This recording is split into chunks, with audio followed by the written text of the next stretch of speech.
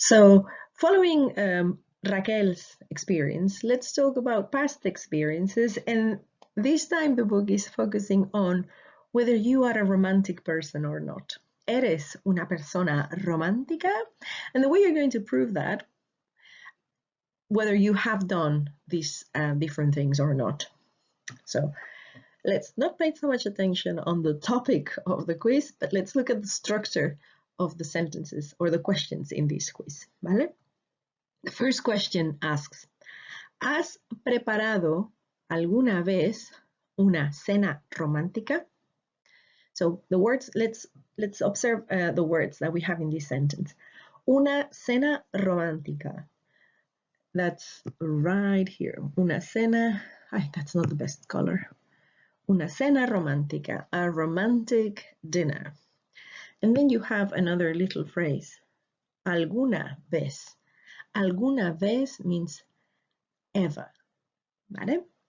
So, una cena romántica, alguna vez una cena romántica, and right at the beginning of this question, and I picked the worst color ever, sorry about that, has preparado, have you prepared?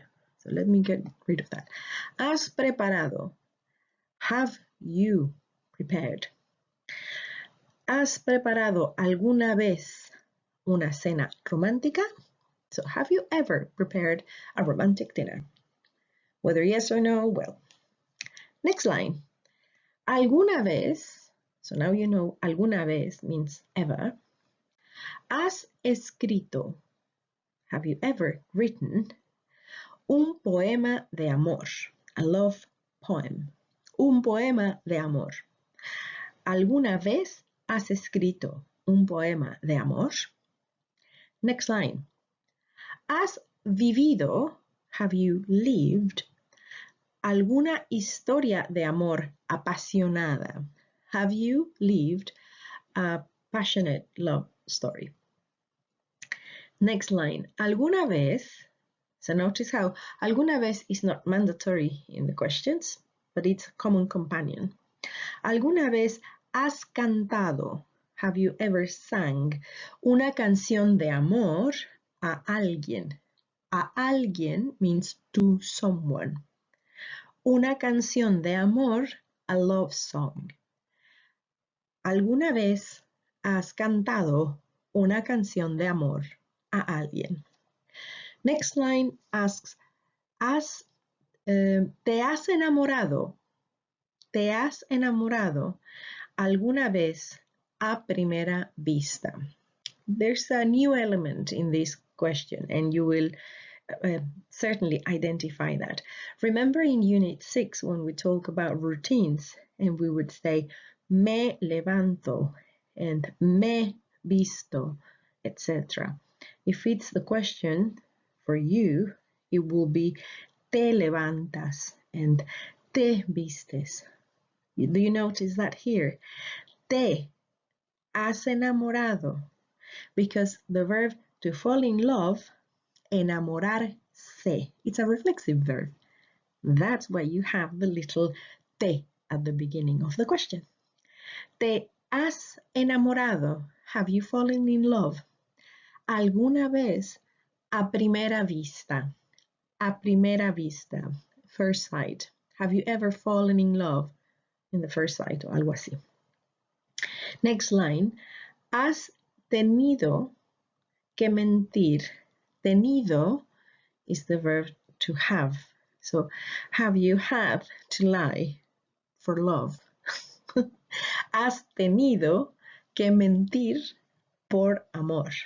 Okay. The next 4 lines. Has dicho, dicho. So notice that up to the previous question are verbs and preparado, escrito, vivido, cantado, enamorado, tenido, and now we have dicho. So dicho is slightly irregular, and your verb here is decir, to say or to tell. ¿Alguna vez, has dicho alguna vez te quiero? Have you ever said te quiero or I love you? ¿Has dicho alguna vez te quiero?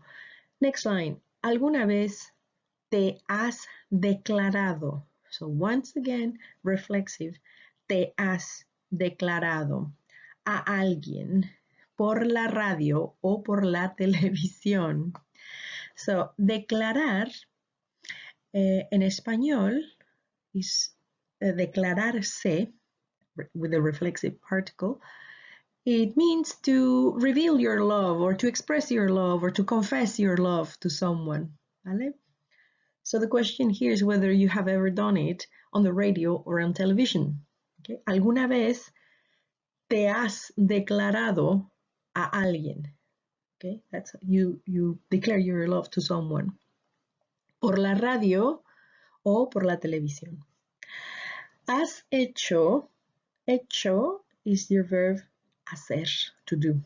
¿Has hecho alguna vez un viaje, a trip? Have you ever traveled a far distance for love?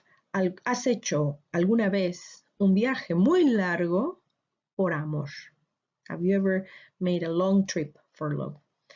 And finally, ¿alguna vez has enviado? Enviado is your verb enviar, to send. ¿Alguna vez has enviado rosas o bombones, marshmallows or chocolates, a alguien después de una cena? Have you ever sent flowers or marshmallows? Well, it's not marshmallows, I guess it's chocolates. A alguien, to someone, after dinner.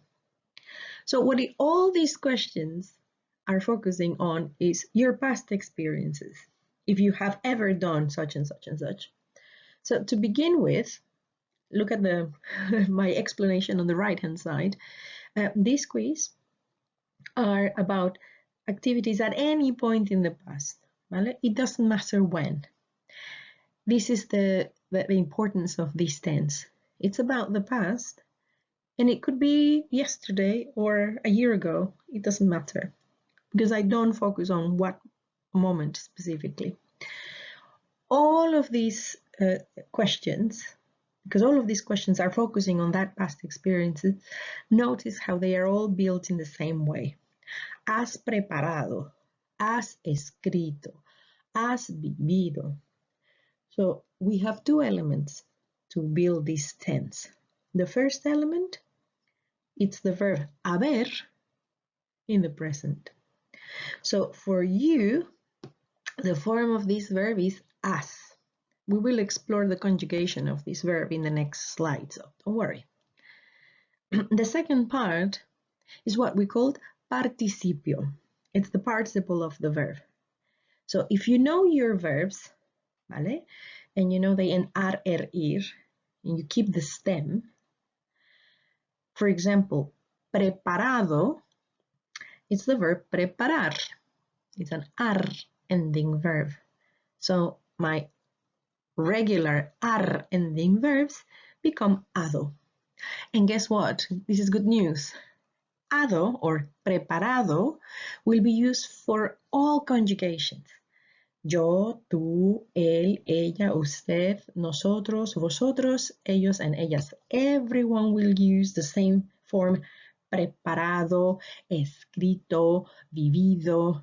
What you will change is the first part of this conjugation, the verb haber. So let's explore that in the next slide. But by the way, at this stage, you're able to complete more workbook exercises on page 169. You can complete exercises 3, 4, 5, 6, and 7. ¿Vale? And now let's explore a bit more on the grammar.